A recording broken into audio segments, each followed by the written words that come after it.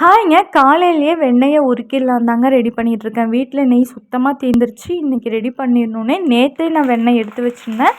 காலையில் முதல் வேலையாக ஒன் சைடு வந்து நெய் கம கமன்னு வாசத்தோடு ரெடி ஆயிடுச்சு. ஹார்த்திக்கு பிரேக்ஃபாஸ்ட்டுக்கு வந்து கோதுமை தோசை தாங்க பண்ண போகிறேன். சப்பாத்தி போட டைம் இல்லை, ஸ்கூலுக்கு இப்போவே ரொம்ப லேட் ஆகிடுச்சு. அதனால் கோதுமை தோசையில் வந்து நான் முருங்காய் பவுடர் தாங்க ஆட் பண்ணியிருக்கேன். இது நான் வீட்டிலே வந்து முருங்கை இலையை நல்லா வாஷ் பண்ணி நிழல்ல காய வச்சு பவுடர் பண்ணி வச்சுருக்கேன்.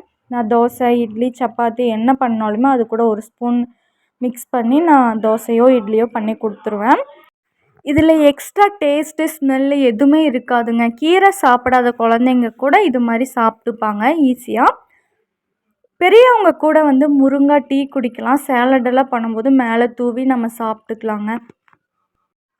ஈவினிங் போல் டின்னருக்கு வெளியே போகலான்னு தாங்க கிளம்பிட்டோம். பட் எங்கே போகிறதுனே ஒரே கன்ஃபியூஸ்டு. அங்கே போகலாம் இங்கே போகலான்னு சொல்லிட்டு கடைசியாக வந்து கொக்கரக்கோ தாங்க கிளம்பிட்டோம், ஆர்எஸ்புரம்.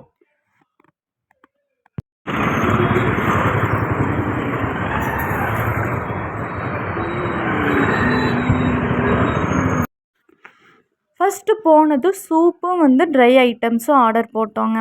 ஹார்த்திக்காக தான் சூப்பே போட்டேன். நான் பெருசாக சூப் விரும்ப மாட்டேன். பட் அவன் சாப்பிடவே இல்லை. நான் தான் கம்பல் பண்ணி சூப் குடிக்க வச்சேன். அதுக்குள்ளே இருக்க பீஸ் மட்டும்தான் கேட்டான். சூப் வேணான்னு சொல்லிட்டான்.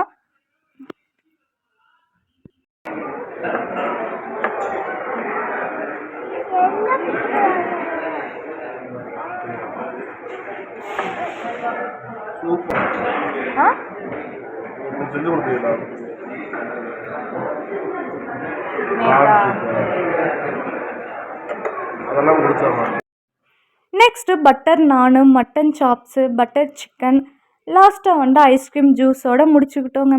ஓகே பாய்ங்க. நெக்ஸ்ட் வீடியோவில் பார்க்குறேன்.